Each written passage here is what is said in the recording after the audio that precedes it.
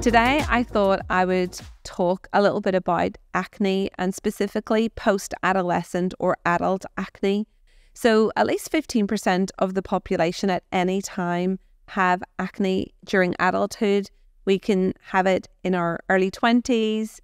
It can be someone who's never even had acne ever before in their life. Suddenly acne appears. It can be during pregnancy or after pregnancy. It can be in the perimenopause. And it can even be also seen in patients in their 60s and 70s as well. So acne is one of those annoying things that can come at any time.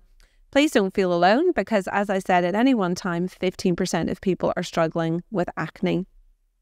And I wanted to talk a little bit today about some of the commonest mistakes I see people making. And some of them are really quite straightforward and some of them might surprise you.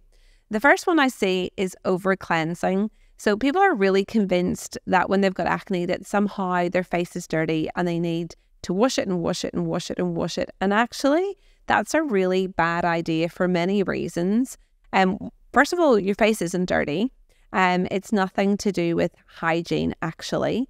And if you continuously cleanse your face, particularly with some of the cleansers that are very foamy and are stripping that barrier of the skin, actually the likelihood is that you're probably going to make your acne worse.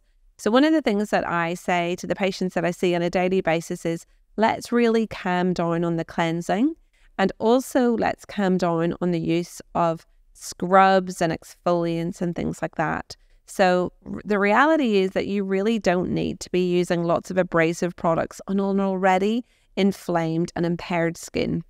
So that's the first thing. The second thing is, obviously, your mum probably told you this years ago, don't be popping at your pimples. I know you feel like you want to bring it to a head, but the reality is that when you're doing that, one, it's likely that you're probably introducing more bugs and bacteria into that area. But two, you're likely to make it more likely to give yourself redness, inflammation, or even a scar.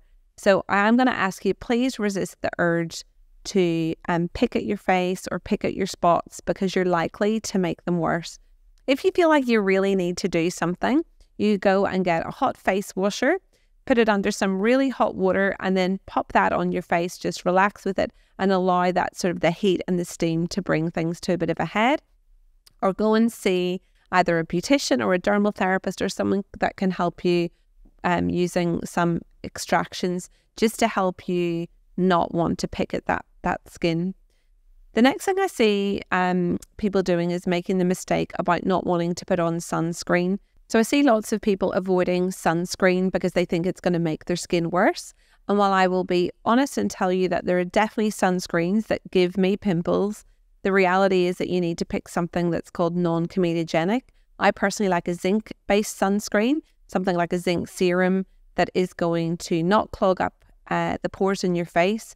But the reality is that lots of the products and medications that we prescribe, including some of the antibiotics, things like Roaccutane, which is an oral vitamin A that we use for acne, all sun sensitize you, make you much more likely to get sunburned and sun damaged. And also you definitely don't want to get more sun damage because if you've already got inflammation, the risk of you getting hyperpigmentation or pigmented spots on your face increases.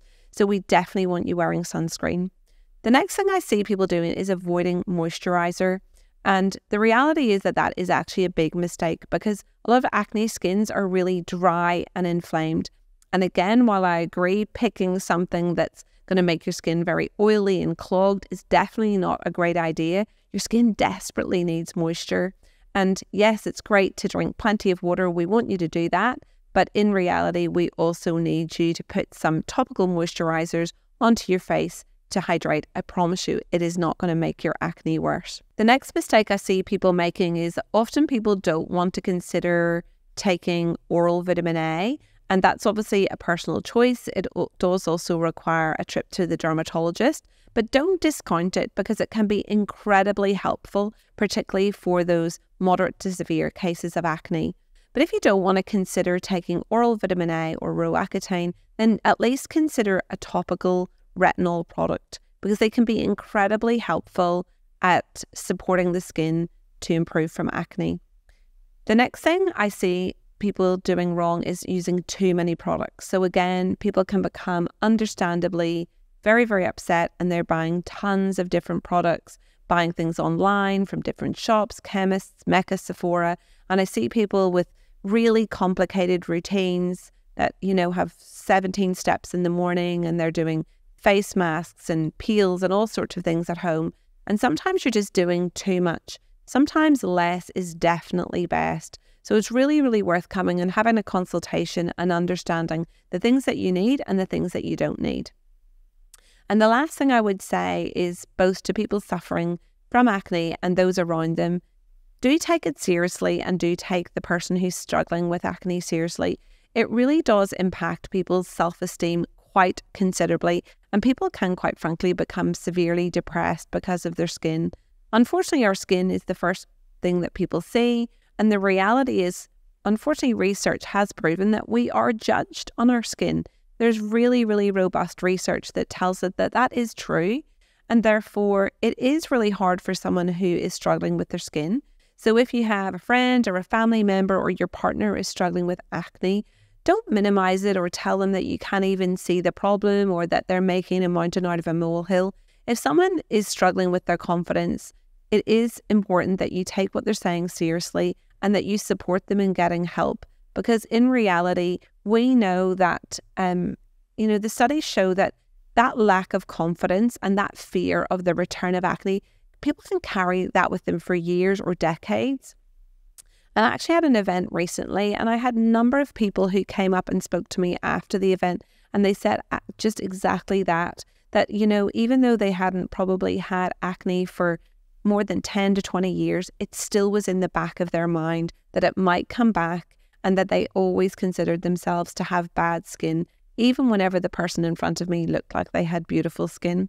So I think that would probably be my most important takeaway, is that if you've got someone who's got acne in your life, take it seriously, support them, be kind, because it is probably impacting their confidence a lot. And if it's you, don't beat yourself up. You're not being vain. You're not being superficial by being upset by your skin. It's normal to feel not great about it. And if you need help, come and see a doctor or a nurse or a dermal clinician, someone who can give you some really good advice and steer you in the right direction. Don't be fumbling along at home, trying, hundreds of products and, restricting your diet and doing all sorts of things which, may or may not help at all.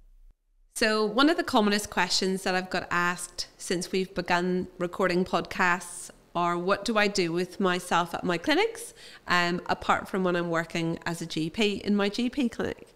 So at my clinics that are called You by Dr Shauna Watts, the clinic is centered around you, and it's all about making everyone who comes, but that's mostly middle-aged women, feel more confident, and to help people navigate what I find is the overly complicated world of skincare. No one knows where to start, what's real, what's not, what's going to help, what's not. Various treatments in terms of wrinkles and skin laxity and skin tightening and pigmentation and discoloration and what they should have and whether it'll help them. So basically my role in that is to create a bit of a plan and a journey for you to get you to the point where you're back feeling confident and healthy and happy in the skin you're in. The clinics are based on the Central Coast and in Newcastle, and we would love for you to come and visit us and have a no obligation consultation to see where that journey might take you.